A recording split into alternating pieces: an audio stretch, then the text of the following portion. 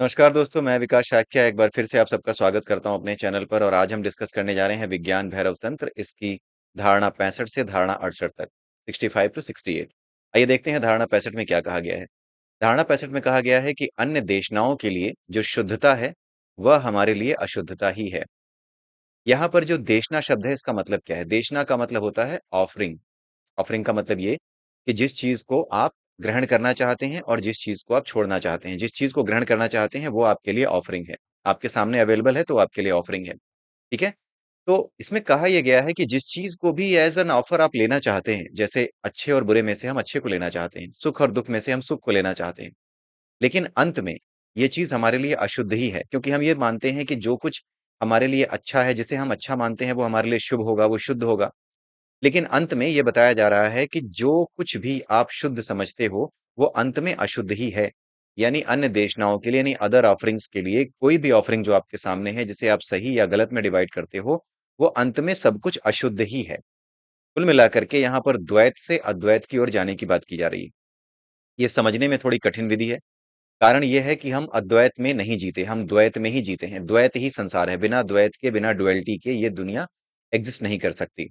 हर चीज को दो रूपों में देखना, ये अच्छा है, ये बुरा है, ये सुख है, ये दुख है, ठीक है, ये पापी है, ये पुण्यात्मा है, इस तरीके से दो करके देखना। ये जो दो करके देखने की चीजें हैं हमारी, जो हमारी आदत है, ये आदत ही अंत में क्या है? वो अशुद्धता ही है। दो करके देखने की ही आदत अशुद्धता है। कुल मिलाकर के यहाँ पर ये समझने की जरूरत है। सुख दुख और आपका पाप पुण्य, ये जितनी भी द्वैत वाली बातें हैं, डुअलिटी वाली बातें हैं, जो डुअल नेचर क्रिएट करती हैं, इन सब से अलग है क्या? सत्य। सत्य इन सब चीजों से अलग है। क्योंकि चाहे वो अच्छी चीज हो, चाहे वो बुरी चीज हो, जिसे हम सुख कहते हैं या दुख कहते हैं, वो अंत में क्या है? भाव ही है।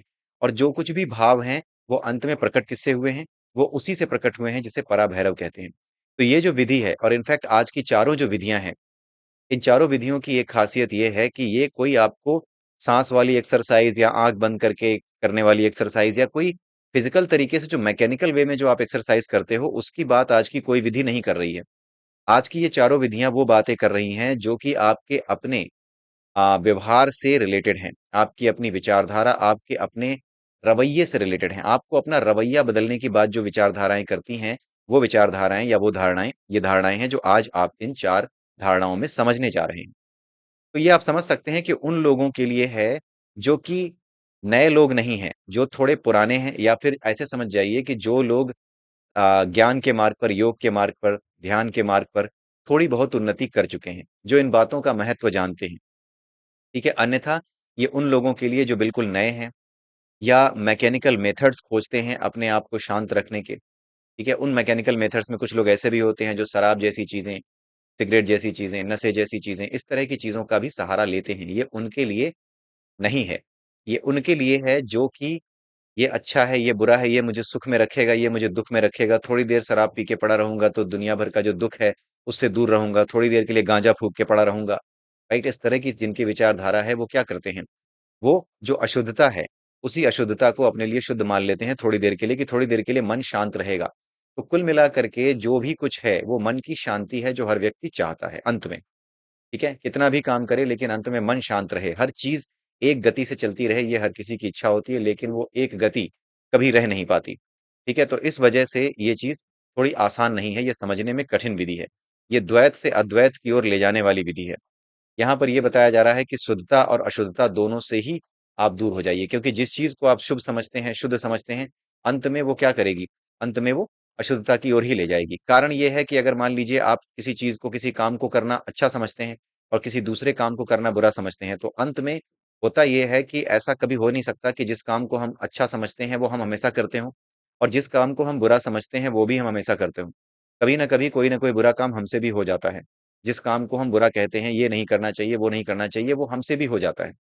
जब वो हमसे हो जाता है तो हम अपने भीतर एक लड़ाई शुरू करते हैं कि नहीं नहीं यार, मुझे ये नहीं करना चाहिए था। जो लोग इस स्तर से, ऐसा नहीं है कि ये जरूरी नहीं है, ये अवेयरनेस जरूरी है कि मेरे से गलती हो गई, मुझे ऐसा नहीं करना चाहिए था, आगे से ध्यान रखूंगा, ये रास्ते की विधियां हैं। मतलब ये रास्ते में जो व्यक्ति होता है उसकी विधियां हैं। लेकिन जो व्यक्ति इस स्तर पे आ चुका है कि वो समझ सकता है कि ये जितना भी डुअलिटी है वो इसी एक नॉन डुअल पावर से, यानी कि उसी पराभैरव से प्रकट हुई है, उसी नॉन डुअल पावर से प्रकट हुई है, वो इन चीजों में नहीं फंसे, वो इन चीजों में नहीं फंसता। लेकिन जो लोग इस रास्ते पर हैं, उन्हें अपने आप को बार बार याद दिलाना पड़ता है कि ये चीज नहीं करनी थी। अगर अच्छा हुआ तो भी उसे नहीं लेना है, बुरा हुआ है तो भी उसे नहीं लेना है, दोनों पे ही नजर रखनी है, दोनों को लेकर के अवेयर रहना है। ऐसा नहीं है कि अच्छा और बुरा उसको चुनने की सलाह दी जा रही है, जो इस रास्ते पर है उसको भी अच्छा और बुरा सुनने की चुनने की सलाह नहीं दी जा रही है। उससे ये कहा जा रहा है कि जो चीज तुम्हें अच्छी लगती है, जिसे तुम अच्छा समझते हो, उसको लेकर के भी अवेयर रहो कि अच्छा कुछ नहीं है, बुरा अगर समझते हो ये तुमने बुरा किया तो वो भी कुछ नहीं है, बस अवेयर रहो कि ये तुमने बुरा किया। अगर अच्छा किया तो तुम्हें लग रहा है कि तुमने अच्छा किया, लेकिन अच्छा और बुरा वास्तव में कुछ नहीं होता। ये उसी के यानी उसी एक ऊर्जा के जिसके पास सारे भाव हैं, वो जो एनर्जी है, जो सुप्रीम एनर्जी है, वो सभी भावों को यानी सभी प्रकार की जो फीलिंग्स होती हैं उन सब की सीड है, उन सबका सीड उसके पास है। तो जब सबका सीड उसके पास है तो वो सीड क्या करता है? वो सीड ये करता है कि हमारे भीतर जब उसे मौका मिलता है, हम जब इस संसार में आते हैं तो हम इस संसार को देखते हैं। तो इस संसार को देख करके इस संसार की चीजों में उस सीड के अंदर जो एक भाव छुपा हुआ है सुख पाने का, वो सुख पाने का भाव इस संसार में भी आगे सुख पाने की इच्छा करता है। और इसी वजह से वो भाव प्रकट होने शुरू होते हैं, दूसरे रूप में प्रकट होने शुरू होते हैं। हम हमेशा आनंद चाहते हैं, इस वजह से जब भी आनंद छिनता है तो हम उसी चीज को दुख कहते हैं। ऐसी कोई भी घटना जो हमारे आनंद को, हमारे सुख को, हमारे चैन को छीनने लगती है, हम उसे दुख कहते हैं। लेकिन अंत में है क्या? अंत में है सब कुछ उसी एक ऊर्जा से जिसे पराभैरव कहते हैं, राइट? तो अंत में वही सबका सीड है, सभी भावों का सीड है। तो हमें ये जानना है कि जो द्वैत है वो कुछ नहीं है, यानी जो कुछ भी शुद्धता और अशुद्धता के बारे में हम बात करते हैं वो कुछ नहीं है, वो अंत में उसी एक चीज से बना हुआ है। जो शुद्ध कह जिसे अशुद्ध कह रहे हो, उसके लिए अशुद्ध होना जरूरी है। अगर किसी चीज को आप शुद्ध कह रहे हो तो उस अशुद्धता की परिभाषा भी आपके पास होगी, आपको पता होगा कि आप किस चीज को अशुद्ध कह रहे हो, इसीलिए दूसरी चीज को आप शुद्ध कह रहे होगे। तो शुद्ध बिना अशुद्ध की परिभाषा के या बिना अशुद्ध के हुए एग्जिस्ट नहीं कर सकता। लेकिन अंत में क्या है कि ये आपके भीतर ही परेशानी क्रिएट करता है। कुल मिलाकर के कहने का मतलब ये है कि आपके मन को स्थिर नहीं होने देगा, ये द्वैत भाव आपके मन को स्थिर नहीं होने देगा। इसलिए ये सूत्र बताया गया है, क्योंकि जैसे ही आप सोचोगे कि मैंने भी तो ये बुरा किया, इसे मैं बुरा समझता हूँ, मैंने भी तो ये बुरा किया, अच्छा मेरे अंदर ये बुराई थी, रुको मैं इसको दबाऊंगा, मैं इसे नहीं बढ़ने दूंगा, वैसे ही आपके अंदर द्वंद्व शुरू होता है। क्यों? क्योंकि फिर एक दिन ऐसा आता है कि उस बुराई को दबाने की कोशिश के बावजूद भी आप कुछ बुरा कह बैठते हो, कुछ बुरा कर बैठते हो। ठीक है? तो वो जो भाव है, द्वैत का भाव है, उस भाव से दूर रहने की बात की जा रही है। यहाँ पर रवैये को बदलने की बात है। यहाँ पे कोई भी चीज, कोई विधि ऐसी नहीं बताई गई है कि कोई मंत्र आप पढ़ें या कुछ भी करें। ये उनके लिए है जो थोड़ा और प्रबुद्ध हो चुके हैं, राइट? हमारे भीतर द्वंद क्यों आता है, ये इसमें बताया गया है। हम शुभ को पहचानते हैं तो हमारे भीतर के अशुभ के प्रतिकार से हम स्वयं लड़ने लगते हैं, कि उसका प्रतिकार करने के लिए हम स्वयं उससे लड़ते हैं कि मेरे अंदर भी ये बुराई नहीं होनी चाहिए। लेकिन होता क्या है कि इससे फिर हम दो बन जाते हैं, अपने भीतर ही दो बन जाते हैं। हमें जाना एक की तरफ है, हम अपने भीतर ही दो बन जाते हैं कि ये अच्छा है, ये बुरा है, मुझसे ये अच्छा हुआ तो बहुत खुशी, मुझसे ये बुरा हो गया तो नहीं नहीं मुझे ये नहीं बनना है। लेकिन वो हो नहीं पाता। जब तक हम सोच करके करते हैं कि मुझे ये नहीं बनना है, ये बनना है, तब तक हमारे अंदर ही दो लोग आपस में लड़ते भिड़ते रहते हैं। एक हमारे अंदर अच्छा इंसान होता है जिसे हम जानते हैं, एक हमारे अंदर बुरा इंसान होता है जिसे हम जानते हैं, जानने लगते हैं। लेकिन वो लड़ाई खत्म नहीं होती, क्योंकि वो दोनों आपस में लड़ते रहते हैं। कभी कभी अच्छा इंसान कहता है, बुरा इंसान ये कहता है हमारे भीतर का कि नहीं, आज जो ये मैंने किया ये करना जरूरी था। ठीक है, जो अच्छा इंसान है वो कहता है कि नहीं नहीं, अपने दुश्मन को भी आज माफ कर देना जरूरी था, आज दिन अच्छा था तो मैंने उसको माफ कर दिया। माफी सबसे बड़ा गुण है, इसलिए मैंने उस बुराई को लेकर अपने आप को माफ कर दिया, राइट? या सामने वाले को माफ कर दिया। असल में फिर होता यह है कि फिर ये अलग स्थिति बन जाती है, फिर ये कर्मयोग की स्थिति नहीं बनती, फिर आप भीष्म पितामह वाली स्थिति में आ जाते हैं कि ये मैं इसको मारूंगा, क्यों मारूंगा, ये तो मेरा है, ठीक है, ये तो मेरा अपना है, मैंने कसम खाई है कि मैं इन्हें नहीं मारूंगा, या फिर मैं इनके लिए ही सारे काम करूंगा, राइट? तो वो अच्छाई और बुराई के द्वंद्व में फंसे रहते हैं कि मैं बुरा नहीं हो सकता, मैं कसम तोड़ूंगा तो बुरा हो जाऊंगा। फिर वो अच्छाई और बुराई को अपने परिभाषा, आप छोटी परिभाषा में लेकर के चलते हैं, आप जुड़ते नहीं। लेकिन जब आप दोनों से बराबर दूरी रखते हैं, तब आप जुड़ जाते हैं इस नेचर से, फिर आप वही करते हैं जो आपसे करवाया जा रहा है। फिर आपको अपने आप पता चलता है कि मुझे ये करना चाहिए, आपके अंदर से ये मैसेज आता है कि मुझे ये करना चाहिए। आपको बिल्कुल सही सटीक मैसेज मिलता है कि मुझे ये करना चाहिए, क्योंकि यही मेरा करने का धर्म है। ठीक है? तो ये चीजें तभी आती हैं जब दोनों से बराबर दूरी रखी जाए, यानी अपने भीतर की जो अच्छाई है या बुराई है, दोनों से बराबर दूरी रखी जाए। उसको देखते रहो, लेकिन कोई निर्णय मत लो। उसको देखो, देखना ही काफी है, देखते ही पता लग जाता है कि हाँ ये हो रहा है, हमें एक की तरफ जाना है। ठीक है? जैसे ही देखते-देखते अभ्यास हो जाएगा कि ये अच्छा है, बुरा है, वैसे ही आप अपने आप को किरदार की तरह देखना शुरू कर दोगे। आपको ये पता लगने लगेगा कि ये एक किरदार है जिसके साथ ये होना ही है। ये करता है, मैं अलग हूँ, मैं इस किरदार से अलग हूँ, ये अनुभव करना है। बस इसी अनुभव के लिए ये विधि बताई गई है। और इस विधि को अच्छे से प्रैक्टिस करने के लिए एक कली हनुवाणी करके एक प्लेलिस्ट है हमारे ही चैनल पे, आप उसको देख सकते हैं। उसमें ये विधियां बताई गई हैं कि कैसे दोनों से दूर रहा जाए। कली हनुवाणी में कई चैप्टर हैं, जैसे एक है आपका अदृश्य चार, जिसमें मन की चार कायाओं के बारे में बताया गया है। उसके अलावा कली हनुवाणी में एक अभिशप्त आत्माएं हैं, जिसमें सुरों असुरों के विषय में बताया गया है। ये 2 चैप्टर, उसके अलावा लिंग कुंजी है। इन 3 चैप्टर्स को अगर आप ठीक से पढ़ते हैं, समझते हैं, तो आपको ये विधि, इस विधि के पीछे का जो मंतव्य है, वो समझ में आ जाएगा। और वो मेथड समझ में आ जाएगा, जिस मेथड को फॉलो करने की बात यहाँ कही जा रही है। ये कोई मेथड नहीं है, बस ये एक रवैया परिवर्तित करने वाली चीज है, अपने रवैये को बदलने वाली चीज है। और ये बहुत कठिन विधि है, इसीलिए यहाँ पे पहले ही बताया गया है कि ये विधि कठिन विधि है, आसान नहीं है। रवैया बदलना सबसे मुश्किल काम होता है, किसी के लिए भी, बड़े बड़े ज्ञानियों के लिए भी। ठीक है। अब छठा श्लोक है, इसमें क्या कहते हैं? इसमें ये कह रहे हैं भगवान शिव की असमानता के बीच समभाव रखो। इसका क्या मतलब है? असमता के बीच समभाव रखो। असमता क्या है? असमता ये है कि हर कोई आदमी एक जैसा नहीं रहता। हमारे अंदर कुछ है, हमारे बाहर बहुत कुछ बदल रहा है, हमारे शरीर में बदलाव हो रहे हैं, हमारे शरीर में बुढ़ापा आ रहा है, जवानी आती है, हम खत्म हो जाते हैं, बचपना होता है, ये बदलता रहता है। हमारे बाहर जो इंसान था कल तक अच्छा था हमारे लिए, आज वो हमें पहचानने से भी इनकार कर रहा है, वो नहीं चाहता कि हम उससे मिलें। ठीक है। बाहर कुछ इंसान है जो चाहते हैं कि हम वो हमारे नजदीक आ जाएं, हम चाहते हैं कि हम उसके नजदीक ना जाएं। तो हमारे मन में सब कुछ बदल रहा है, हमारा मन कल तक उसके नजदीक था, आज हमारा मन उसके नजदीक नहीं है। लेकिन हमारे अंदर फिर भी एक चीज रहती है जो कभी नहीं बदलती है। और वो जो कभी नहीं बदलती है ना, वही ये चाहती है कि दुनिया ना बदले, क्योंकि वो कभी नहीं बदलती है। और उसका थोड़ा सा जो वो है, एक सीड है हमारे अंदर, क्योंकि वो अपरिवर्तनशील है, वो हमेशा एक जैसी है, जिसे सत्य कहते हैं। वो हमेशा एक जैसी रहती है, क्योंकि वो भी हमारे भीतर ही है, उसी की ऊर्जा से हम भी चल रहे हैं। तो जब उसका अनुभव थोड़ा सा भी हमें होता है, तब हम ये सोचते हैं कि उस आदमी ने मेरे साथ ऐसा किया, उसे ऐसा नहीं करना चाहिए था, ये पता नहीं ऐसा निकला। हमें आश्चर्य होता है कि ऐसा निकला, वो वैसा निकला। लेकिन कोई कैसा भी हो सकता है, क्योंकि ये संसार क्षण-क्षण बदल रहा है, परिस्थितियाँ लगातार बदल रही हैं, समय में परिवर्तन आ रहा है। लेकिन हमारे भीतर कुछ है जो कभी नहीं बदलता, वही सत्य है, उसी को खोजना है, उसी तक जाना है।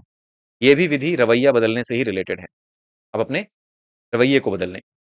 बाहर सब कुछ लगातार बदल रहा है, जो बाहर बदलाव होते हैं, वो जो अंदर है वो उससे अलग है। बाहर जो कुछ भी बदल रहा है, वो उससे अलग है। यही भगवत गीता का जो सूत्र है, जिसमें हमने पढ़ा है कि जो ईश्वर है, वो इन सब चीजों में नहीं है। भगवान कृष्ण कहते हैं कि ये सब कुछ मुझसे ही है, लेकिन मैं इनमें नहीं हूं। इनमें नहीं हूं का क्या मतलब है? कि मैं इनमें नहीं हूं, इनमें से कोई नहीं हूं। जैसे तुम हाथी देख रहे हो तो मैं हाथी नहीं हूं, तुम आदमी देख रहे हो तो मैं आदमी भी नहीं हूं, तुम स्त्री देख रहे हो मैं स्त्री भी नहीं हूं, मैं पुरुष देख रहे हो मैं पुरुष भी नहीं हूं। ठीक है। तुम कोई किन्नर देख रहे हो, मैं किन्नर भी नहीं हूं, तुम कोई कोई भी जानवर देखते हो, मैं इनमें से कोई नहीं हूं। मैं इन सब से अलग हूं, लेकिन ये सब मेरे ही कारण है। ठीक है। कुल मिलाकर के आग, ये समझ जाइए कि आग ये कह रही है कि जो ताप है, उस ताप में मैं नहीं हूं, लेकिन वो ताप मुझसे है, और मेरे अस्तित्व से ही उस ताप का अस्तित्व है, नहीं तो नहीं होता। कुल मिलाकर के बात ये है। ठीक है। तो जो कुछ भी बाहर बदल रहा है, वह उससे अलग रहता है। वही जो भगवत गीता में आपने समझा, तो वही बात यहाँ पे बताई गई। 7 वर्षों में, 7 ईयर्स में, साइंस भी कहता है कि हमारा पूरा शरीर क्या हो जाता है? बदल जाता है। एक एक कोशिका हमारे शरीर की बदल जाती है। हम पूरी तरीके से बदल जाते हैं। जो कुछ हमारे कोशिकाएं, कल तक मेरे सिर पे जो कोशिकाएं थी, मेरी आंखों में जो कोशिकाएं थी, ये सब बदल चुकी हैं। लगातार मरती हैं, लगातार नई जो है बनती रहती हैं। प्रोडक्शन होता रहता है। एक समय ऐसा आता है जब इनका प्रोडक्शन बंद हो जाता है। जब इनका प्रोडक्शन बंद हो जाता है, तो हमारे शरीर में पदार्थ नहीं रह जाता। जब ये पदार्थ नहीं रह जाता, कोशिकाएं नहीं रह जाती, तो संभावना भी खत्म हो जाती है कि इस शरीर के माध्यम से किसी सुख को भोगा जा सके।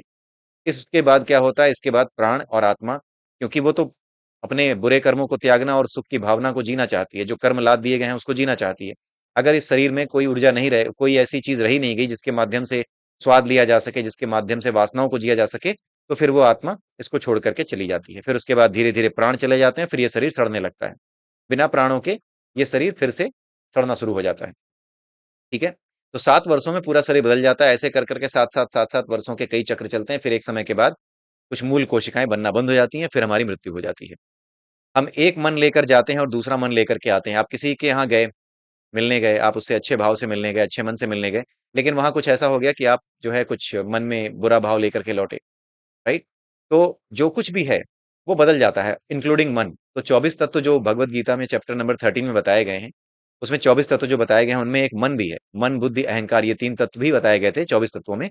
उनमें से एक मन भी है। तो जो कुछ भी 24 तत्वों में होता है वो सब का सब बदल जाता है। केवल और केवल हमारे भीतर एक तत्व है जो कभी नहीं बदलता, उसी को पराभैरव या परब्रह्म या ब्रह्म का स्वरूप या ब्रह्म का अंश या आत्मा कहते हैं। ठीक है, वो उसी का अंश है। सभी के साथ ये हो रहा है, सब बदलते हैं, इसीलिए किसी से उम्मीद लगाने पर हमें दुख होता है, क्योंकि हमें लगता है कि वो हमारा काम कर देगा, हम उससे उम्मीदें बांधे बैठे हैं। हम मानते हैं कि जो हमारी सोच है उसके हिसाब से ही चीज आएगी, परिवर्तन नहीं होगा। लेकिन ये संसार परिवर्तनशील है, वो भी बदल जाता है, उसका मन भी बदल जाता है, सब बदल जाता है। इसलिए उम्मीद रखना दुखों का कारण होता है कि ये आदमी कोई कोई काम हमारा कर देगा। इसलिए उम्मीद रखने पे ही तकलीफें आती हैं। हम सभी को अजनबी की तरह देखें। यहाँ पर ये बताया जा रहा है कि जितने भी लोग हैं उन सबको अजनबी की तरह देखना शुरू करो, चाहे तुम्हारा दोस्त हो, चाहे तुम्हारे माँ बाप हो, कोई भी हो। इनको अजनबी की तरह देखने का अभ्यास करो। मतलब यहाँ पर विधि के नाम पर यही एक चीज है कि इनको अजनबी की तरह देखो। अजनबी की तरह देखोगे तो ना कोई उम्मीद होगी, ना कोई आशा होगी। फिर अपना काम जो तुम्हारा है वो तुम सही से कर सकोगे, फिर सब तुमसे खुश रहेंगे। लेकिन जब तक तुम अजनबी की तरह नहीं देखोगे, तब तक तुम उनसे किसी ना किसी तरीके से भावना के स्तर पर जुड़े रहोगे। कुछ ना कुछ तुम्हें उनसे पाना होगा, कुछ ना कुछ उन्हें तुम्हें देना होगा, देने लेने की इच्छा होगी। उस केस में क्या होगा कि आप भावों से जुड़े रहेंगे। तो कुल मिला के उन भावों से द्वैत से अलग होना है। जो पिछला जो श्लोक था उसमें जो बताया गया था, जो द्वैत, उससे अलग होने की ही ये अगली विधि है। इस तरीके से आप सबको जब अजनबी की तरह देखेंगे, अपने दोस्त को भी अजनबी की तरह देखिए कि हाँ ये भी अजनबी है, इसका ही अभ्यास करना है। थोड़ी देर तक इसका अभ्यास करना है कि हाँ ये अजनबी है, मैं इसको जानता नहीं हूँ। अगर मैं नहीं इसको जान रहा होता तो इसके इस बात के कहने पर क्या मुझे अच्छा लगता या मुझे बुरा लगता। जैसे अपना दोस्त है, किसी का मजाक उड़ा दे तो अच्छा लगता है, उसके मजाक के साथ हम भी शामिल हो जाते हैं, मुस्कुरा लेते हैं। लेकिन अगर हम एक किनारे बैठ करके दो लोगों को एक दूसरे का मजाक उड़ाते देखें, या फिर दो लोग मिलकर के किसी तीसरे का मजाक उड़ा रहे हैं और हम नहीं जानते उन्हें, हमारे लिए अजनबी है, तो हम कहेंगे कि हाँ यार ये ऐसा नहीं होना चाहिए, ऐसा नहीं करना चाहिए। तो कुल मिलाकर के यही करने का अभ्यास किया जा रहा है कि अपने दोस्त को भी अजनबी की तरह देखो, अभ्यास करो। थोड़ी देर के लिए मान लो कि कुछ काम अपना दोस्त ऐसा कर रहा है, जैसे किसी का मजाक उड़ा रहा है। उस समय थोड़ी देर के लिए मानो कि ये मेरा दोस्त है ही नहीं, मैं जानता तक नहीं इसको। अब देखो कि ये जो मजाक उड़ा रहा है सामने वाले का, क्या ये तब तुम्हें अच्छा लगता जब तुम इसे जान ही ना रहे होते? क्या तुम तीसरे व्यक्ति की तरह, एक स्वतंत्र व्यक्ति की तरह जब तुम देखते, तो क्या तुम इससे स्वीकार कर पाते, इस हरकत को? अगर नहीं कर पाते या कर पाते, तो वही तुम्हारा वास्तविक स्वरूप है, वही तुम्हारा सत्य है, उसकी तरफ जाना है। हम जो है परिधि पर बदलते हैं, केंद्र में हम वही हैं। परिधि यानी हमारे चारों ओर जो शरीर है, हमारे चारों ओर जो लोग हैं, वो सब क्या है? परिधि है हमारा। परिधि मतलब पेरीमीटर, एक सर्किल होता है, उस सर्कल का पेरीमीटर होता है, उसका एक सेंटर होता है। हम सेंटर पे हैं, हमारा जो वास्तविक स्वरूप है जो कभी नहीं बदलता वो सेंटर पे है। लेकिन जो कुछ बदल रहा है वो पेरीमीटर पर, यानी कि जो सर्किल यानी वृत्त के चारों ओर जो चीज घूम रही है वो हमेशा बदल रही है। ठीक है, तो हम उस परिधि को देखना सीखे कि हाँ वो तो बदलती रहेगी, लेकिन हम नहीं बदलते। हमारे लिए सब अजनबी हैं, ये सब एक दूसरे के साथ इधर उधर परिधि पर घूम रहे हैं। तो जब आप ये देखना सीख जाएंगे कि हम परिधि पर सब बदल रहे हैं, केंद्र में हम वही हैं, तो परिधि को देखना है, ये समझ जाएंगे आप, इसमें उलझना नहीं है। ये कुछ इस तरीके से है कि आप समझ जाइए कि रेलवे स्टेशन पर आप एक गार्ड हैं, और आपका काम सिर्फ इतना है कि ट्रेन आएगी उसको हरी झंडी दिखाना है या लाल झंडी दिखाना है। या फिर जब जो है ट्रेन जाने की स्थिति में है तो उसको हरी दिखा दीजिए, रोकना है तो लाल दिखा दीजिए। लेकिन आपको उस ट्रेन में चढ़ना नहीं है, तो आपको उसी गार्ड की तरह बनना है जो कि ट्रेन को बस हरी झंडी और लाल झंडी दिखाता है, लेकिन ट्रेन में चढ़ता नहीं है। बहुत सी ट्रेनें आती हैं, सबको अपनी ट्रेन का इंतजार रहता है, जैसे ही ट्रेन आ गई आ गई आ गई, सबको खुशी होती है, सब तैयारी करने लगते हैं। लेकिन गार्ड कोई तैयारी नहीं करता, वो सिर्फ एक तैयारी करता है, रोकना है कि जाने देना है। उसी तरीके से जो कुछ हो रहा है उसको आने देना है, जाने देना है, दूर से देखना है। ये चीज बताई जा रही है यहाँ पर। लेकिन ये बहुत कठिन विधियां हैं, ये पहले ही हमने देखा हुआ है कि ये करना आसान नहीं है, लेकिन इसका बहुत ज्यादा अभ्यास करना पड़ता है। अगर आपके पास अभ्यास करने का इसके लिए समय हो, अगर आप लोगों से दूर रहते हो, भीड़ भाड़ वाली जगह पे ना रहते हो, जहां लोग कम हो, जहां लोगों से बातचीत कम हो, जहां परिवार आपका छोटा हो, या फिर आप वाकई में किसी आश्रम वाश्रम में रहते हैं, तब तो ये चीज आपको जल्दी से आ जाएगी। लेकिन अगर आप परिवार के बीच में या लोगों के बीच में रह रहे हैं, जहां पे कई लोग हैं, कई उम्मीदें हैं, कई आशाएं हैं, कभी कोई कुछ कर देता है, कभी कोई कुछ कर देता है, कभी बच्चा बाहर मारपीट करके आ जाता है, कभी पड़ोसी के यहाँ आपका कुत्ता सुसु करके चला आता है, और वो कुत्ता वहां पे जो है कभी उसकी चप्पल जो है मुंह में दबा के ले आता है, पड़ोसी आके शिकायत कर रहा है। ऐसी स्थिति में आप इन विधियों का अभ्यास नहीं कर सकते, क्योंकि आपको बार बार उलझना पड़ता ही है, निर्णय लेना पड़ता ही है। और उस केस में क्या होता है, आपका दिमाग हटता है वहां से। लेकिन अगर उस समय भी आप इसका अभ्यास कर पाए, तो आपसे ज्यादा बड़ा इंटेलिजेंट आदमी, आपसे ज्यादा महान बुद्धिमान आदमी कोई नहीं है। होता है ऐसा, ऐसा नहीं कि नहीं होता ऐसा, ये बहुत बड़ी स्थिति होती है। बड़े बड़े विद्वानों ने भी इन्हीं चीजों से बचने के लिए कि हाँ आसपास कोई ऐसा माहौल ना हो कि इसका अभ्यास हम ना कर सकें, इसीलिए वो घर छोड़ करके चले जाते हैं। लेकिन ये उन्हीं के लिए अच्छा है घर छोड़ना जिनके अंदर वास्तव में वो स्थिति हो कि उनका संसार में कतई मन नहीं लग रहा। जैसे गौतम बुद्ध थे, उनका कहना ही था कि मैं बचपन से ही वो अलग बैठते थे। उनकी शादी जबरदस्ती कर दी गई कि हाँ ठीक है कर लो, शादी कर लो। तो उन्होंने कर ली, लेकिन जब मन ही नहीं था, जब भीतर से ही वो चीजें थीं कि अलग रहना है, संसार में उलझना ही नहीं है, तो वो नहीं रह पाए। ऐसे व्यक्ति के लिए संसार से अलग होना उचित है, लेकिन जो संसार में उलझा हुआ हो, वो केवल इसलिए कि शांति नहीं मिल रही है, इसलिए अपने कर्मों से ना भागे, अर्जुन ना बने। शुरू वाला जो अर्जुन था वो ना बने, जो भागना चाह रहा था, लड़ाई से इसलिए भागना चाह रहा था, मारूंगा, फिर उसको मारूंगा, शिकायत होगी, शाम को जब मैं मार के जाऊंगा अपने भाइयों को तो गांधारी माता मिलेंगी, तो वो मुझसे शिकायत करेंगी कि आज तुमने इतनों को मार दिया। भीष्म पितामह को मारने के बाद वो किसी के सामने नहीं गए कि बड़े पिताजी के सामने जाएंगे तो वो कहेंगे कि तुमने धोखे से मारा, वो शिकायत करेंगे कि तुमने कृष्ण के कहने पे छल किया। ये सब बातें सोच करके या इन सब चीजों को सोच करके वो कह रहा था कि नहीं, मुझे भी साधु बन जाने दो, सन्यासी बन जाने दो। अर्जुन भी यही कह रहा था कि मुझे भी सन्यासी बन जाने दो, लेकिन कृष्ण भगवान ने कहा कि जितना गुस्सा करना है इस लड़ाई के मैदान में कर डालो, जो जिसको मारना है इस मैदान में मार डालो, क्योंकि बिना इसके मारे तुम्हें शांति नहीं मिलेगी, इनको मारे बिना तुम्हें शांति मिलेगी ही नहीं, मिलेगी, मिलने वाली ही नहीं। उन्होंने कहा कि तुम ये सोच रहे हो कि तुम यहां से निकल करके भागोगे, चले जाओगे और तुम्हें शांति मिल जाएगी, तुम ज्ञान के रास्ते बैठोगे, अकेले में कहीं बैठ जाओगे, तुम्हें शांति मिल जाएगी, नहीं होगा। और उस समय अर्जुन को ये बात थोड़ी थोड़ी समझ में आई, लेकिन पूरी बात तब समझ में आई जब पूरी लड़ाई खत्म हो गई महाभारत की, और जब भीम ने दुर्योधन की जांग तोड़ दी, तब उस समय जब वो आते हैं बलराम, भीम को मारने आते हैं कि तुमने दुर्योधन की जांग क्यों तोड़ दी, तब भगवान कृष्ण बताते हैं, तब कहते हैं कि आप इस लड़ाई में शुरू से अंत तक शामिल नहीं रहे। आप तीर्थ यात्रा पे चले गए थे जब ये लड़ाई हो रही थी, आप तीर्थ यात्रा पर शांति के लिए चले गए थे। अर्जुन भी यही सोच रहा था कि शांति के लिए कहीं और चला जाता हूं, ये लड़ाई नहीं लड़ूंगा। लेकिन आज क्या हो रहा है, आज आकर के आप पंचायत कर रहे हैं कि ये सही नहीं हुआ। यही बात अर्जुन को समझाई जा रही थी कि शांति नहीं मिलेगी अगर भाग जाओगे। तो यही चीज यहां पर बताई जा रही है कि जो कुछ बदल रहा है उसे देखो, करते जाओ, रवैया बदलना होता है।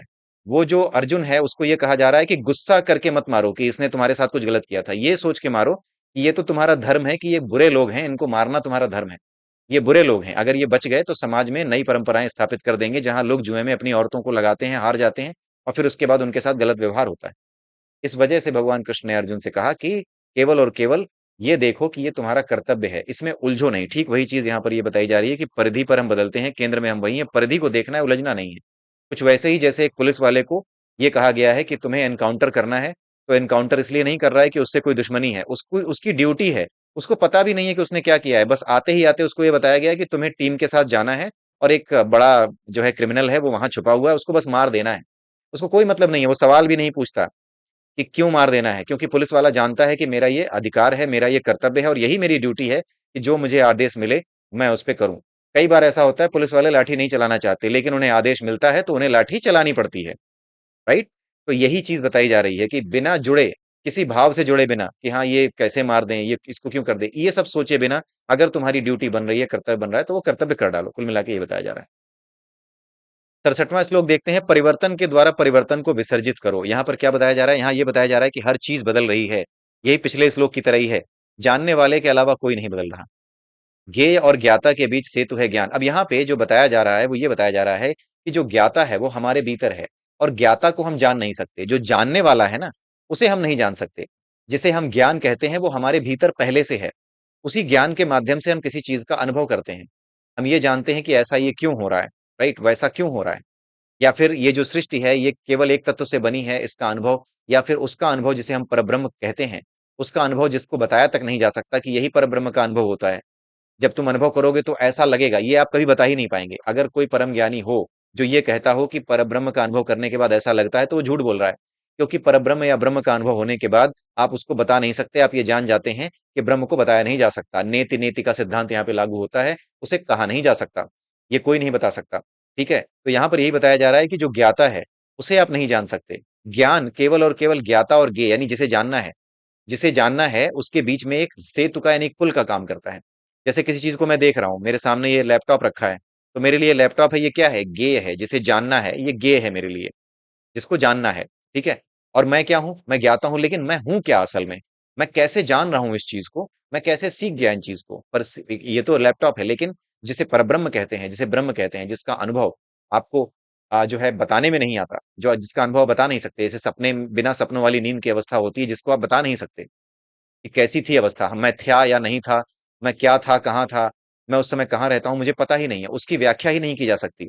वही क्या है, वही स्टेट, उसी तरीके की स्टेट जिसकी व्याख्या ना की जा सके, वही स्टेट हमारे ज्ञाता होने की भी है। हम नहीं जान सकते कि वो कौन है, हम उसकी व्याख्या भी नहीं कर सकते कि वो कौन है, बता ही नहीं सकते। हम तो सिर्फ मुंह से बोल के कह सकते हैं कि मैं जानता हूं, लेकिन वो मैं है क्या? वो जो एनर्जी है जो बोल रही है मैं हूं, जिसकी प्रेरणा से ये इंद्रियां बोल रही हैं, मुख की इंद्रिय बोल रही है, वो है क्या? उस ज्ञाता को नहीं जाना जा सकता। इसीलिए नेति नेति की प्रक्रिया है ज्ञान, आत्मज्ञान नेति नेति की प्रक्रिया है, यही बात बताई जा रही है। यहां पर भी रवैया बदलने की ही चीज है। यहां पर आपको ये मानना है, ये जानना है कि ज्ञाता को नहीं जाना जा सकता, यानी इस बात को अपने दिमाग में फीड कर लेना है, इसको समझ लेना है कि उसे आप जान नहीं सकते। ठीक है? कैसे फीड कर लेना है? अपने अनुभव के आधार पर। अनुभव क्या है? वही अनुभव जो आपको सोते समय होता है, सपना देखते समय होता है कि मैं वही हूं, लेकिन मैं जान नहीं पा रहा कि मैं सपना देख रहा हूं या सत्य में देख रहा हूं। जो कुछ भी आप देखते हैं वो सच ही लगता है। सपने में कुत्ता दौड़ा रहा है तो वो सच ही लगता है कि दौड़ा रहा है। ठीक है? ये सारी चीजें हमारे साथ होती हैं। तो इस तरह से सपनों की अवस्था को देख करके आप ये समझने की कोशिश कीजिए, इसी को देख करके, इसी को अनुभव करके समझने की कोशिश कीजिए कि उसे जाना नहीं जा सकता कि वो क्या कर लेती है और हम उसमें कैसे स्थित हो जाते हैं। सपने में जब हम सपना देखते हैं, सोते समय जब हम सपना देखते हैं तो हम नहीं जान पाते कि हम कहाँ चले गए। हमें कुछ पता ही नहीं चलता कि हम ये नहीं है, जो मैं देख रहा हूँ वो सच नहीं है, वो सपना है। कुछ लोग कहते हैं, जो नास्तिक हैं, वो कहते हैं कि जब तुम अनुभव करते हो तो सपना जो देख रहे हो, सपने में जो कुछ देख रहे हो उसका अनुभव कौन कर रहा है? तुम ही तो कर रहे हो। अबे तो गधे, जब तुम ही अनुभव कर रहे हो तो तुम बुरा अनुभव क्यों कर रहे हो? कई बार बुरे सपने भी तो देखते हो। तुम्हारी विल पावर से वो सपना नहीं आता। जो कुछ विल पावर से नहीं आता, जो कुछ अपने आप होता है, उसी को तो जानना है। और उसी को जानने की प्रक्रिया आत्मज्ञान को जानने की प्रक्रिया है, और आत्मज्ञान को जानने की प्रक्रिया शुरू ही यहां से होती है जहां से सपनों और बिना सपनों की नींद की अवस्था आप समझ में ला पाते हैं अपने। ठीक है? तो ज्ञान के अब यहां पर क्या गया, इसीलिए कहा गया है कि आत्मज्ञान जो है, जिसे आप जान ही नहीं पाते कि वो जो आत्मा है वो किस तरीके से काम करती है, कि वो हमें सब कुछ भुलवा देती है, इस शरीर को सब कुछ भुलवा देती है, हमारे अपने अस्तित्व को बदल देती है। हम वही रहते हैं लेकिन सपने में कुछ और हो जाते हैं। सपने में ऐसा लगता है कि मेरा बहुत अच्छा दोस्त, उससे हो सकता है झगड़ा हो रहा हो मेरे बहुत अच्छे दोस्त से। मुझे वास्तव में लगता है कि यार ये कैसे हो गया, इतना अच्छा दोस्त था। सपने में यही लगता है। हम ये जान ही नहीं पाते कि मैं सपने में हूँ। थोड़ी देर बाद जब नींद खुलते हुए लगता है थैंक गॉड यार, ये नहीं होना चाहिए था। ठीक है? लेकिन जो है सपने में तो नहीं पता लगता।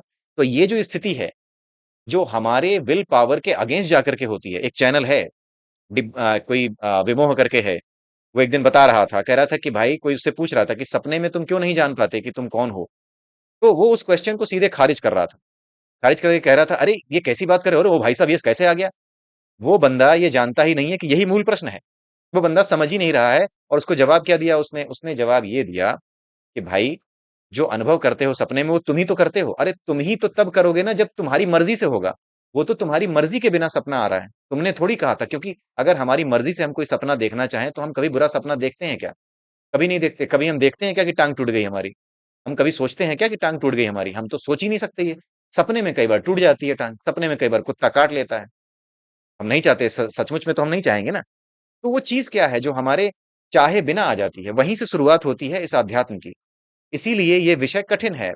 पूजा पाठ भक्ति इसीलिए आसान है क्योंकि उसके रास्ते से यहाँ तक पहुंचना ज्यादा आसान है। जो लोग पूजा पाठ कर रहे हैं, मंदिरों में जा रहे हैं, घंटी बजा रहे हैं, उनके लिए रास्ता ज्यादा आसान है। लेकिन जो सोचते हैं कि बहुत बड़े वैज्ञानिक बन के हम इन चीजों को जानेंगे, वो गांव के उस आदमी से भी ज्यादा बड़े अनपढ़ रह जाते हैं, उससे भी ज्यादा कमजोर रह जाते हैं। कमजोर तो वो होता ही नहीं है, भक्त तो कमजोर होता ही नहीं।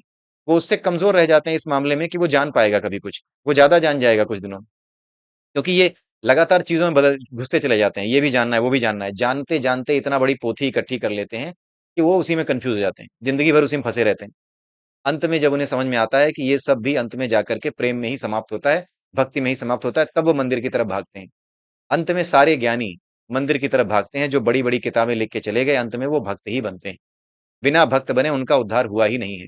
विवेकानंद, इतनी कठिन किताबें हैं उनकी कि पढ़ते रह जाइए। कई बार होता ऐसा है कि सामान्य व्यक्ति जो थोड़ा सा हिंदी भाषा नहीं जानता या थोड़ा फिलॉसफी नहीं जानता, इंडियन फिलॉसफी, वो समझ ही नहीं पाता, समझाने के बाद भी नहीं समझ पाता।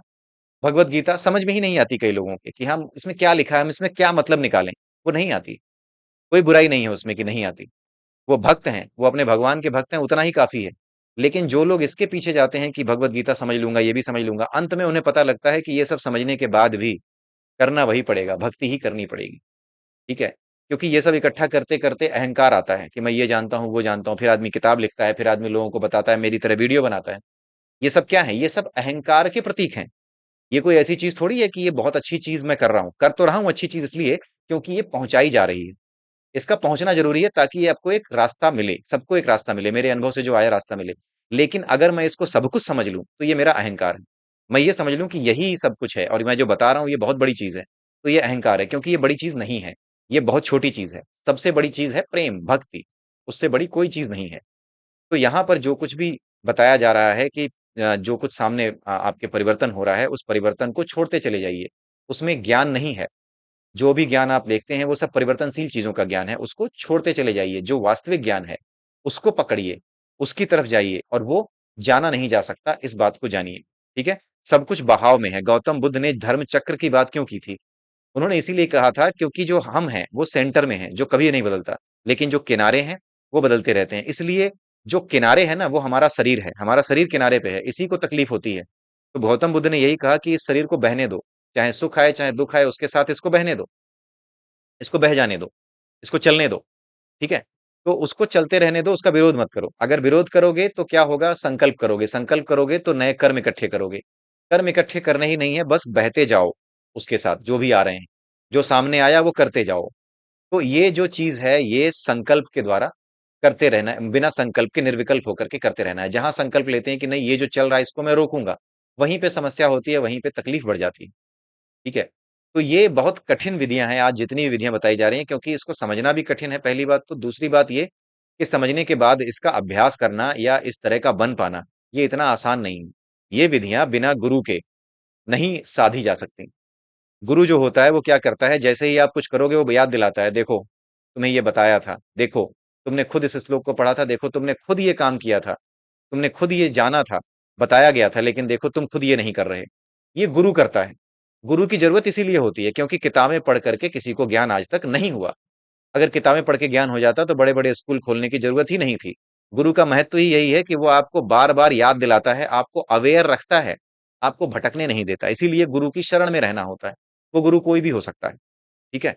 तो वो बार-बार आपको याद दिलाता है कि देखो ये देखो तुम खुद कह रहे थे, लेकिन तुम खुद इसके विरोध में जा रहे हो। तुम खुद नहीं कर रहे, ठीक है? तो बहते चले जाने की जो प्रक्रिया है वो गुरु के बिना नहीं हो सकती। गौतम बुद्ध के पास जो लोग जाते थे, गौतम बुद्ध उन्हें यही सिखाते थे, बहते जाओ, वासनाओं में मत फँसो, परिधि पर रहो, लेकिन उससे डिटैच रहो, ठीक है? ये चीज़ थी। 68वां श्लोक क्या है? यथार्थ में अपने ज्ञान और कृत्य का पालन-पोषण करो। ये बहुत सिंपल सा इसका मतलब है, लेकिन इसका अभ्यास फिर अगेन कठिन है। यथार्थ का मतलब होता है जिसका आपने अनुभव किया हो, उसे यथार्थ कहते हैं। यहाँ कहने का मतलब ये है कि जो कुछ आपने पढ़ा हो, जो कुछ आपने दूसरों से सुना हो, केवल सुन करके और पढ़ करके उसे मान मत लो। केवल पढ़ करके और सुन करके ये मत कोशिश करो जानने की या ये मत कोशिश करो अपने अंदर अपने आप को बहकाने की या मनाने की कि नहीं-नहीं ऐसा ही होता है। यहाँ पर यथार्थ का मतलब है कि जो कुछ भी तुमने जाना है, उसका अनुभव होना चाहिए। अगर उसका अनुभव आपको नहीं हुआ, तो आप उसे स्वीकार नहीं कर सकते। कुछ लोग कहते हैं यार मैंने तुम्हारे बारे में ये सुना है। ये लोग थोड़ा-सा अपने आप को बदलें जो ये कहते हैं कि मैंने तुम्हारे बारे में ये सुना है। क्योंकि सुना चाहे कुछ भी हो, सत्य वही होता है जिसका आपने खुद अनुभव किया हो। किसी के बारे में आपने कुछ भी सुना हो लेकिन आपका अनुभव उस व्यक्ति को लेकर क्या रहा है, ये मुख्य चीज़ है। आप उसके साथ जाइए, आप उसको जानने की कोशिश कीजिए, आप उसको अनुभव करने की कोशिश कीजिए। प्रेजुडाइज़ मत होइए कि हाँ यार ये तो बंदा क्या ही बताएगा। इन इस तरह के विचारों को मत रखिए। इससे तो नहीं हो पाएगा, इससे बाहर निकलिए। इससे बाहर नहीं निकलेंगे तो सामने वाला बंदा आपकी मदद नहीं कर पाएगा। आप जितना सामने वाले पर विश्वास करते हैं, उतना ही वो आपकी मदद कर पाता है। विश्वास बहुत बड़ी शक्ति है। हो सकता है कि सामने वाला वाक़ई में काबिल ना हो, लेकिन आप एक बार उसके साथ रहिए तो सही कि लो यार, मैं तुम्हारे साथ हूँ। तुम इसको करो, जहाँ गड़बड़ होगी मैं बताऊँगा, मुझे तुरंत बताना जहाँ कहीं भी गड़बड़ हो रही होगी। छोटे से छोटा प्रश्न भी, जो तुम्हें लगे कि हाँ, ये बहुत छोटा प्रश्न है, वो भी मुझसे पूछना। तब जाकर के उसके अंदर परिवर्तन होता है। ये विश्वास की शक्ति होती है। विश्वास से आप दूसरे के अंदर क्षमता पैदा करते हो। विश्वास से आप अपने अंदर ये क्षमता पैदा करते हो, अपने सत्य की ओर बढ़ते हो। विश्वास से आप ये क्षमता पैदा करते हो अपने भीतर कि आप अपने सत्य की ओर बढ़ते हो और दूसरों के अंदर क्षमता पैदा करने लगते हो ताकि वो भी अपने सत्य की ओर, वास्तविक सत्य की ओर यानी पराभैरव की तरफ बढ़ने लगें। तो विश्वास ज़्यादा बड़ी शक्ति है। कई बार होता है लोग अपने ही बच्चों के लिए कहते हैं, "अरे नहीं, ये नहीं कर पाएगा।" आप कहिए तो उससे कि तुम करो तो सही। मैं पीछे खड़ा हूँ, जब गड़बड़ होगी तो मैं बताऊँगा। लेकिन नहीं, ये नहीं हो पाएगा, इससे कहाँ हो पाएगा? इससे आप अपने आप को सत्य से दूर रख रहे हैं और उसके अंदर भी वो क्षमता पैदा नहीं कर रहे कि वो भी अपने सत्य को जान सके। आपने खुद को भी सच से दूर रखा है, उसे भी कर दिया, नहीं तुमसे नहीं होगा। मैं भी जब ग्रेजुएशन में था, जब मैंने ग्रेजुएशन की थी, मैं सोनभद्र जिले में रहता था, वहां पे जब ग्रेजुएशन कर रहा था, फर्स्ट ईयर में अंग्रेजी में सारे पेपर देने थे और मेरी इंग्लिश नहीं थी उतनी अच्छी। मैं क्योंकि हिंदी मीडियम से था, हिंदी में सारे प्रश्न उत्तर लिख के आता था, क्वेश्चन आंसर सारे हिंदी में लिख के आता था। जब मैं ग्रेजुएशन में गया, सारी किताबें अंग्रेजी में, होश ही उड़ गए, क्योंकि अंग्रेजी जानना, अंग्रेजी विषय जानना और हर चीज अंग्रेजी में बोलना आसान नहीं है। 2-3 महीने तक समझ में ही नहीं आया कि कैसे चलेगी जिंदगी, कैसे बढ़ेगी गाड़ी आगे।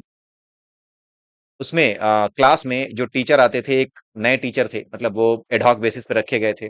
बहुत से टीचर थे, उनमें से कुछ ऐसे थे जिन्होंने ये कह दिया था कि बड़ा मुश्किल है तुम्हारे लिए पास होना भी। ये भी कह दिया था कि यार तुम्हारे लिए थर्ड डिवीजन पास होना ही मुश्किल हो गया, तुम्हारे लिए तो तुम 12वीं पास करके आ गए, लेकिन इस साल क्या करोगे, ग्रेजुएशन में तुम क्या कर पाओगे। जबकि सच ये था कि मैं बताता ही नहीं था, वो कुछ पूछते थे मैं बताता ही नहीं था, क्योंकि मेरा मन ही नहीं करता था बताने का, क्योंकि मेरी चिंता बढ़ गई थी कि मैं करूंगा कैसे ये चीजें। लेकिन लगातार लगा रहा, आती रही परेशानी, झुंझलाहट आती रही, लेकिन मैं अंग्रेजी लिखता रहा, देख देख के लिखता रहा, बिना देखे लिखता रहा, सब कुछ करता रहा। 6-7 महीने बीत गए, एग्जाम आ गया। मुझे खुद पता नहीं चला कि मैं इतना जान गया हूं, नहीं पता चला। मैं अभी भी समझता था कि मैं वही हूं। और जब परीक्षा हुई तो बड़े बड़े कॉन्वेंट में पढ़ने वाले बच्चे, बड़े बड़े जो पहले से अंग्रेजी जानते हैं वो बच्चे, सब मेरे साथ बैठे। लेकिन अंत में हुआ क्या, अंत में हुआ ये कि एग्जाम देके मैं निकला तो मुझे यही लगता था कि मैं पास होऊंगा या नहीं। मैं अपना रिजल्ट भी अकेले में देखने गया था, जब सब देख आए थे। सबसे लास्ट में मैं रिजल्ट अपना देखने गया था, ये सोच करके कि पता नहीं कितने नंबर आए होंगे, पास हुए हैं कि नहीं हुए हैं। ये भी दिमाग में था कि पता नहीं अंग्रेजी लिख तो आए हैं, अपने हिसाब से तो सही ही लिखा है, क्योंकि छोटे छोटे वाक्य बनाता था मैं अंग्रेजी में और वही लिखता था। तो अपने ऊपर विश्वास ही नहीं हो रहा था। क्यों? क्योंकि मुझ पे किसी ने विश्वास नहीं दिखाया था। मेरी कॉपी किसी ने कभी उठा के नहीं देखी थी कि विकास जरा देखें तुम्हारे नोट्स कैसे बने हैं। अगर किसी ने देखा होता, ये कहा होता कि नहीं, ये नोट्स तो सही बनाए हैं तुमने, ऐसे ही एग्जाम में लिख के आना। लेकिन किसी ने मेरी देखी ही नहीं, कोई देखता ही नहीं था। क्यों? क्योंकि उनके दिमाग में ये था, यार ये बताता तक तो है नहीं, तो ये करेगा क्या। तो विश्वास नहीं था किसी को मेरे ऊपर, किसी ने विश्वास नहीं दिखाया। तो मुझे भी अपने ऊपर विश्वास नहीं आया। मुझे भी नहीं पता था कि मैं सीख गया हूं, उतना करना जान गया हूं कि अब मैं पास किया, मैं अच्छे नंबर पा जाऊंगा। पता ही नहीं था मुझे। क्यों? क्योंकि बताने वाला कोई था ही नहीं, और बताने वाला बताता भी नहीं है, लेकिन वो विश्वास दिखाता रहता है। लेकिन विश्वास दिखाने वाला भी नहीं था, इसलिए मुझे विश्वास हो ही नहीं रहा था कि मैं सही करके आऊंगा। सबसे लास्ट में पानी बरस रहा था, चुपके से गया, शाम के 4 या 5 बज रहे होंगे, बारिश हो रही थी, अगस्त सितंबर का महीना था। वहां जाकर के पूछा, उसने मेरे नंबर बताए, 407 पास। मैंने सोचा कि 407 मेरे आए हैं तो औरों के तो बहुत अच्छे आए होंगे, क्योंकि और तो बहुत अच्छी अंग्रेजी जानते हैं। बाद में पता चला, जब मैंने पहली बार क्लास अटेंड की, तो पहले दिन भी मैं गया तो इधर उधर ही घूम रहा था कि पता नहीं कितने कितने किसके नंबर आए होंगे, पहले पता कर लेते हैं। पता किया तो किसी के नंबर थे ही नहीं इतने, 407 आए थे मेरे। तो जब ये पता चला कि 407 आए हैं, फिर बाद में कोई टीचर आके पूछता है कि ये लड़का कौन है, विकास है कौन। तो मैं खड़ा होता, उन्होंने बताया, घोषणा की कि हाँ यही है जिन्होंने टॉप किया है। अब आप सोचिए, विश्वास के बिना भी जब आप आगे बढ़ते हैं, तो कितने कमजोर उसके साथ आप आगे बढ़ते हैं कि आप में कुछ है ही नहीं। ये भी सही नहीं है, लेकिन उसके बाद मुझे ये समझ में आ गया कि मेरा कोई विश्वास करने वाला नहीं है, तो मेरे ऊपर विश्वास करने वाला ईश्वर है। वहीं से मुझे ईश्वर पर विश्वास इतना हो गया कि हाँ, कोई मुझ पर विश्वास नहीं कर रहा था, नहीं बताने वाला था, लेकिन जब मैं यहाँ पे अपनी कोशिश करके आया हूं, तो अब मुझे एक सांत्वना मिली है कि हाँ, जिंदगी में ये सब चीजें होती रहेंगी, लेकिन तुम आगे निकल जाओगे। ठीक है, तुम बढ़ जाओगे, तुम करते रहो। ये वहां से मिला, जब पहली बार मुझे दिखा कि किसी ने साल भर, वही लोग जो मुझ पे हंसते थे, अब मेरे खड़े होने पर वो शांति से बिल्कुल कान खोल करके सुनते थे कि मैं बोल क्या रहा हूं। और तब मैंने अंग्रेजी में बोलना भी शुरू किया, अंग्रेजी में उत्तर देना शुरू किया, सब कुछ वहां पे मैंने शुरू कर दिया। जो कुछ कल था वो अगले दिन बदल गया। ये परिवर्तन अपने आप होता है, लेकिन विश्वास ये ज्यादा बड़ी शक्ति है। और यथार्थ वही है जिसको आपने खुद अनुभव किया हो। किसी के बारे में ये मत सोचो कि उत्तर नहीं दे रहा है, या फिर किसी के बारे में ये जानते हो कि ये नहीं बोल रहा है, या पता नहीं ये कुछ कर पाएगा या नहीं, ये तो इतना है नहीं कि इसके अंदर ये कुछ हो कि कुछ कर पाएगा। ये मत सोचो। क्यों? क्योंकि इसके अंदर चीजें हो सकती हैं, इससे आपका नुकसान ज्यादा है। वो तो हो सकता है कि बढ़ जाए आगे, जैसे मेरे साथ हुआ कि जिन लोगों ने मेरे लिए वो गलत विचार रखे, या जिन लोगों ने ये सोचा कि पता नहीं ये कुछ कर पाएगा या नहीं, जिस लड़के ने बोला था कि भाई तुम्हारी थर्ड डिवीजन आएगी या नहीं, उस लड़के के थर्ड डिवीजन आए, लेकिन मैंने टॉप किया। ये कोई बहुत बड़ी बात नहीं बता रहा, अपनी तारीफ नहीं कर रहा, मैं केवल एक बात बता रहा हूं कि बिना विश्वास के आगे बढ़ना, उसके लिए जो ताकत चाहिए होती है, वो केवल और केवल ईश्वर या गुरु की ताकत हो सकती है। ठीक है? अब गुरु एक अलग चीज होता है, टीचर एक अलग चीज होता है। वहां तो सारे टीचर थे, वो अकेले मुझ पे ध्यान कैसे देते। उनके पास तो हजारों सैकड़ों स्टूडेंट थे पढ़ाने के लिए। तो इस तरह से होता है। तो यहाँ पर यथार्थ वही है, सत्य वही है जिसका आपने अनुभव किया हो। इसलिए उसी अनुभव को पालन पोषण आप करें, जिस अनुभव को आपने किया हो। उन सपनों को पालन पोषण ना करें, जैसे अगर कुछ हो गया तो हम सोचते हैं कि चलो अगला स्टेप ये होगा, उनका पालन पोषण ना करो। कभी सपनों की दुनिया में मत रहो कि हाँ, सपनों की दुनिया में रहते ये करूंगा वो करूंगा, उसने ये कहा तो अब उसको ये कहूंगा, ये सब प्लानिंग आप मत करो। हम आशा करते रहते हैं लेकिन वास्तव में किसी चीज को देखते नहीं, यथार्थ में नहीं रहते, वर्तमान में नहीं रहते। वर्तमान का मतलब होता है यहीं पर रहो, ये जानो कि आज जो स्थिति है, कल के किन कामों की वजह से आज ये स्थिति है। कल के किस काम की वजह से आज जो ये स्थिति है, इस स्थिति में रहो, इसको जानो। कल की स्थिति को जानो, कर्म और उसके फल को देखो। ये कर्म है, ये इसका फल है। वर्तमान कल का फल है, जिसमें हम जी रहे हैं ना, वो कल का फल है। आज ही फल है, वर्तमान ही कर्म का फल है, वर्तमान ही कर्म है और उसका फल भी है। क्योंकि जो कुछ भी आया है वो कर्म के बाद ही तो आया है। तो कर्म और उसका फल दोनों ही अंत में वर्तमान में ही परिलक्षित होते हैं, वहीं दिखाई देते हैं। ठीक है। तो विशेष ज्ञान का पोषण करो, यानी जो अनुभव से आपने सीखा उसका पोषण करो। पढ़ा हुआ सुना हुआ ज्ञान कभी भी आपके काम नहीं आएगा जब तक आपने उसको अनुभव ना किया हो। आई होप, उम्मीद करता हूँ वीडियो बड़ा हो गया, लेकिन उम्मीद करता हूँ कि आपको ये वीडियो अच्छा लगा होगा। अगली वीडियो में फिर मिलेंगे। तब तक के लिए जय श्री राम, जय श्री कृष्णा, जय श्री राधे। ओम नमः शिवाय।